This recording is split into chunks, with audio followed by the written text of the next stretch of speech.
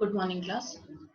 आज हम लोग अपनी पाठ्य पुस्तक स्पर्श के गद्य खंड का जो दूसरा अध्याय है, एक डायरी का पन्ना, उस पाठ की ओर आगे बढ़ेंगे, जिसके लेखक हैं, जिसको लिखने वाले हैं सीताराम सेकरिया, 1892 से 1982। तो जैसा कि पाठ के नाम से ही समझ में आ रहा है, ये कोई कहानी नहीं है बल्कि एक दिन की घटना है और ये किसी के द्वारा लिखी गई डायरी का एक पन्ना है। पाठ का नाम ही जैसे है, एक डायरी का पन्ना। तो ये जो पन्ना है वो स्वयं सीताराम सेकरिया द्वारा लिखी गई डायरी का एक पन्ना है, जो पर्टिकुलर किसी एक दिन वो घटना घटी थी जिसका वर्णन उनकी डायरी के पन्ने में किया गया है। तो पाठ की ओर हम आगे बढ़ते हैं। पाठ में आगे बढ़ने के पहले मैं आपको पाठ से परिचित कराना चाहती हूँ और पाठ के बारे में परिचय देना चाहती हूँ। अंग्रेजों से देश को मुक्ति दिलाने के लिए महात्मा गांधी ने सत्याग्रह आंदोलन छेड़ा था। इस आंदोलन ने जनता में आजादी की अलग जगाई। देश भर से ऐसे लाखों लोग सामने आए जो इस महासंग्राम में अपना सर्वस्व न्यौछावर करने को तत्पर थे। 26 जनवरी 1930 को गुलाम भारत में पहली बार स्वतंत्रता दिवस मनाया गया। मतलब आजादी मिलने के काफी सालों पहले, 26 जनवरी 1930 को, और मिली हमको आजादी कब? 1947 15 अगस्त। तो काफी सालों पहले ही जो भारतीय जनता थी, जो देशवासी थे, उन्होंने स्वतंत्रता दिवस मनाना शुरू कर दिया था। यह सिलसिला आगे भी जारी रहा। आजादी के 2.5 साल बाद 1950 में यही दिन हमारे अपने गणतंत्र के लागू होने का दिन भी था। प्रस्तुत पाठ के लेखक सीताराम सेकरिया आजादी की कामना करने वाले उन्हीं अनंत लोगों में से एक थे। वह दिन प्रतिदिन जो भी देखते, सुनते और महसूस करते थे, उसे अपनी निजी डायरी में दर्ज कर लेते थे। यह क्रम कई वर्षों तक चला। इस पाठ में उनकी डायरी का 26 जनवरी 1931 का लेखा जोखा है। मतलब कि जब स्वतंत्रता दिवस मनाना शुरू हुआ था, उसके एक साल बाद की घटना है ये। नेताजी सुभाष चंद्र बोस और स्वयं लेखक सहित यानी स्वयं सीताराम जी, कोलकाता के लोगों ने देश का दूसरा स्वतंत्रता दिवस किस जोश खरोश से मनाया। अंग्रेज प्रशासकों ने इसे उनका अपराध मानते हुए उन पर और विशेषकर महिला कार्यकर्ताओं पर कैसे कैसे जुल्म ढाए, यही सब इस पाठ में वर्णित है। अंग्रेजों को पसंद नहीं आया कि अभी गुलामी में भी ये लोग स्वतंत्रता दिवस मना रहे हैं, तो काफी अत्याचार किया गया, जो कि इस पाठ में हमको बताया गया है। यह पाठ हमारे क्रांतिकारियों की कुर्बानियों की याद तो दिलाता ही है, साथ ही यह भी उजागर करता है कि एक सुसंगठित समाज कृत संकल्प हो तो ऐसा कुछ भी नहीं जो वह ना कर सके। अर्थात अगर हम चाह ले, हम एक संगठन बना के अगर कुछ करने की सोच ले, तो ऐसा कुछ भी नहीं है जो हम कर नहीं सकते। So nothing is impossible. Everything is possible for us. Yes. पाठ की ओर। डायरी का एक पन्ना, 26 जनवरी 1931। 26 जनवरी, आज का दिन तो अमर दिन है। आज के ही दिन सारे हिंदुस्तान में स्वतंत्रता दिवस मनाया गया था और इस वर्ष भी उसकी पुनरावृत्ति थी, जिसके लिए काफी तैयारियां पहले से की गई थी। गत वर्ष अपना हिस्सा बहुत साधारण था। इस वर्ष जितना अपना दे सकते थे दिया था। केवल प्रचार में 2000 खर्च किया गया था। 2000 उस समय बहुत बड़ा खर्च था। सारे काम का भार अपने समझते थे, अपने ऊपर है, और इसी तरह जो कार्यकर्ता थे उनके घर जा जाकर समझाया था। बड़े बाजार के पराया मकानों पर राष्ट्रीय झंडा फहरा रहा था और कई मकान तो ऐसे सजाए गए थे, ऐसा मालूम होता था कि मानो स्वतंत्रता मिल ही गई हो। कलकत्ते के प्रत्येक भाग में ही झंडे लगाए गए थे। जिस रास्ते से मनुष्य जाते थे, उसी रास्ते में उत्साह और नवीनता मालूम होती थी। लोगों का कहना था कि ऐसे सजावट पहले कभी नहीं हुई। पुलिस भी अपनी पूरी ताकत से शहर में गश्त देकर प्रदर्शन कर रही थी। मोटर लारियों में गोरखे तथा सार्जेंट प्रत्येक मोड़ पर तैनात थे। अंग्रेजों को ये बात पच नहीं रही थी। उन्होंने चारों तरफ गोश्त जो गश्त लगा रखी थी, सब गोरखे और सार्जेंट सबको लगा रखा था कि कहीं कोई ऐसा कुछ करता दिखे तो तुरंत उनको कैद किया जाए। कितनी ही लारियां शहर में घुमाई जा रही थी। घुड़सवारों का प्रबंध था। कहीं भी ट्रैफिक पुलिस नहीं थी। सारी पुलिस को इसी काम में लगाया गया था। बड़े बड़े पार्कों तथा मैदानों को पुलिस ने सवेरे से ही घेर लिया था। मॉन्यूमेंट के नीचे जहां शाम को सभा होने वाली थी, उस जगह को तो भोर में 6 बजे से ही पुलिस ने बड़ी संख्या में घेर लिया था।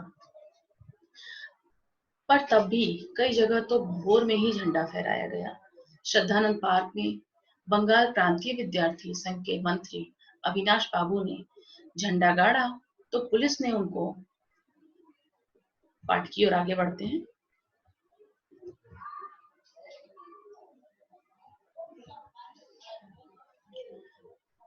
तो पुलिस ने उनको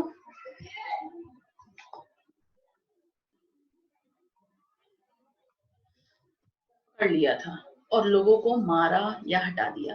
तारा सुंदरी पार्क में बड़ा बाजार कांग्रेस कमेटी के युद्ध मंत्री हरीश चंद्र सिंह झंडा फहराने गए पर वे भीतर ना जा सके। वहां पर काफी मारपीट हुई और 2-4 आदमियों के सिर भी फट गए। गुजराती सेविका संघ की ओर से जुलूस निकाला जिसमें बहुत सी लड़कियां थी, उनको गिरफ्तार कर लिया। 11 बजे मारवाड़ी बालिका विद्यालय की लड़कियों ने अपने विद्यालय में झंडोत्सव मनाया। जानकी देवी मदालसा बाजार नारायण आदि भी गई थी। लड़कियों को उत्सव का क्या मतलब है ये सब समझाया गया। एक बार मोटर में बैठकर सब तरफ घूमकर देखा तो बहुत अच्छा मालूम हो रहा था। जगह जगह फोटो उतर रहे थे। अपने भी फोटो का काफी प्रबंध किया था। 2-3 बजे कई आदमियों को पकड़ लिया गया जिसमें मुख्य पूर्णोदास और पुरुषोत्तम राय थे। सुभाष बाबू के जुलूस का भार पूर्णोदास पर था, पर यह प्रबंध कर चुका था। स्त्री समाज अपनी तैयारी में लगा था। जगह जगह से स्त्रियां अपना जुलूस निकालने की तथा ठीक स्थान पर पहुंचने की कोशिश कर रही थी। मॉन्यूमेंट के पास जैसा प्रबंध भोर में था वैसा करीब 1 बजे नहीं रहा। इससे लोगों को आशा होने लगी कि शायद पुलिस अपना रंग ना दिखलावे, पर वह कब रुकने वाली थी। 3 बजे से ही मैदान में हजारों आदमियों की भीड़ होने लगी और लोग टोलियां बना बनाकर मैदान में घूमने लगे। आज तो बात भी वह निराली थी। जब से कानून भंग करने का काम शुरू हुआ तब से आज तक इतनी बड़ी सभा ऐसे मैदान में नहीं की गई थी। और यह सभा तो कहना चाहिए कि ओपन लड़ाई थी। पुलिस कमिश्नर को नोटिस निकल चुका था कि अमुक अमुक धारा के अनुसार कोई सभा नहीं हो सकती। जो लोग काम करने वाले थे उन सबको इंस्पेक्टरों के द्वारा नोटिस और सूचना दे दी गई थी कि आप यदि सभा में भाग लेंगे तो उन सबको दोषी समझा जाएगा। इधर काउंसिल की तरफ से नोटिस निकल गया कि मॉन्यूमेंट के नीचे ठीक 4 बजे 24 मिनट पर झंडा फहराया जाएगा तथा स्वतंत्रता की प्रतिज्ञा पढ़ी जाएगी। सर्वसाधारण की उपस्थिति होनी चाहिए। खुला चैलेंज देकर ऐसी सभा पहले कभी नहीं की गई थी। ठीक 4:10 पर सुभाष बाबू जुलूस लेकर आए। उनको चौरंगी पर ही रोका गया, पर भीड़ की अधिकता के कारण पुलिस जुलूस को रोक नहीं सकी। मैदान के मोड़ पर पहुंचते ही पुलिस ने लाठियां चलानी शुरू कर दी। बहुत आदमी घायल हुए। सुभाष बाबू पर लाठियां पड़ी। सुभाष बाबू बहुत जोरों से वंदे मातरम बोल रहे थे। ज्योतिर्मय गांगुली ने सुभाष बाबू से कहा, आप इधर आ जाइए, और सुभाष बाबू ने कहा आगे बढ़ना है।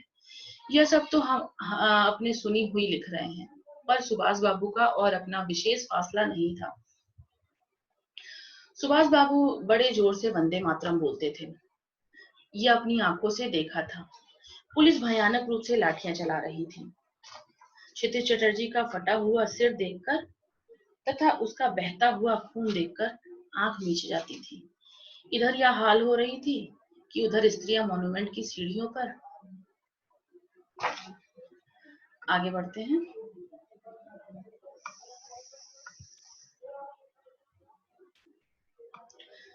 चढ़ झंडा फहरा रही थी। जो स्त्रियां थी वो और घोषणा पढ़ रही थी। स्त्रियां बहुत बड़ी संख्या में पहुंच गई थी।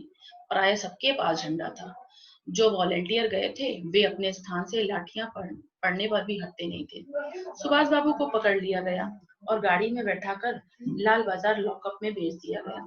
कुछ देर बाद ही स्त्रियां जुलूस बनाकर वहां से चली। साथ में बहुत बड़ी भीड़ इकट्ठी हो गई। बीच में पुलिस कुछ ठंडी पड़ी थी, उसने फिर डंडे चलाने शुरू कर दिए। अब की बार भीड़ ज्यादा होने के कारण बहुत आदमी घायल हुए। धर्मतल्ले के मोड़ पर आकर जुलूस टूट गया और करीब 50-60 स्त्रियां वहीं मोड़ पर बैठ गईं। पुलिस ने उनको पकड़कर लाल बाजार भेज दिया। स्त्रियों का एक बड़ा भाग बढ़ा जिसका नेतृत्व विमल प्रतिभा कर रही थी। उनको बहु बाजार के मोड़ पर रोका गया और वे वहीं मोड़ पर बैठ गईं। आसपास बहुत बड़ी भीड़ इकट्ठी हो गई। जिस पर पुलिस बीच बीच में लाठी चलाती थी। इस प्रकार करीब पौने घंटे के बाद पुलिस की लारी आई और उनको लाल बाजार ले गया गया। और भी कई आदमियों को पकड़ा गया। बृजलाल गोयनका, जो कई दिन से अपने साथ काम कर रहा था और दमदम जेल में भी अपने साथ पकड़ा गया था, पहले तो वह झंडा लेकर वंदे मातरम बोलता हुआ मॉन्यूमेंट की ओर इतने जोर से दौड़ा कि अपने अपने आप ही गिर पड़ा और उसे एक अंग्रेजी घुड़सवार ने लाठी मारी, फिर पकड़कर कुछ दूर ले जाने के बाद छोड़ दिया। इस पर वह स्त्रियों के जुलूस में शामिल हो गया और वहां पर भी उसको छोड़ दिया। तब वह 200 आदमियों का जुलूस बनाकर लाल बाजार गया और वहां वह गिरफ्तार हो गया। मदरसा भी पकड़ी गई थी। उसे मालूम हुआ कि उसको थाने में भी मारा था। सब मिलाकर 105 स्त्रियां पकड़ी गई थी। बाद में रात को 9 बजे सबको छोड़ दिया गया। कलकत्ता में आज तक इतनी स्त्रियां एक साथ गिरफ्तार नहीं की गई थी। करीब 8 बजे खादी भंडार आए तो कांग्रेस ऑफिस से फोन आया कि यहाँ बहुत आदमी चोट खाकर आए हैं और कई की हालत संगीन है, उनके लिए गाड़ी चाहिए। जानकी देवी के साथ वहां गए। बहुत लोगों को चोट लगी हुई थी। डॉक्टर दास गुप्ता उनकी देखरेख तथा फोटो उतरवा रहे थे। उस समय तक 67 आदमी वहां आ चुके थे, 67। बाद में तो 103 तक आ पहुंचे। अस्पताल गए, लोगों को देखने से मालूम हुआ कि 160 आदमी तो अस्पतालों में पहुंचे और जो लोग घरों में चले गए वे अलग हैं। इस प्रकार 200 घायल जरूर हुए। पकड़े गए आदमियों की संख्या का पता नहीं चला, पर लाल बाजार के लॉकअप में स्त्रियों की संख्या 105 थी। आज तो जो कुछ हुआ वह अपूर्व था। बंगाल के नाम या कलकत्ता के नाम पर कलंक था कि यहाँ काम नहीं हो रहा, वह आज बहुत अंश में धुल गया और लोग सोचने लगे कि यहाँ भी बहुत सा काम हो सकता है।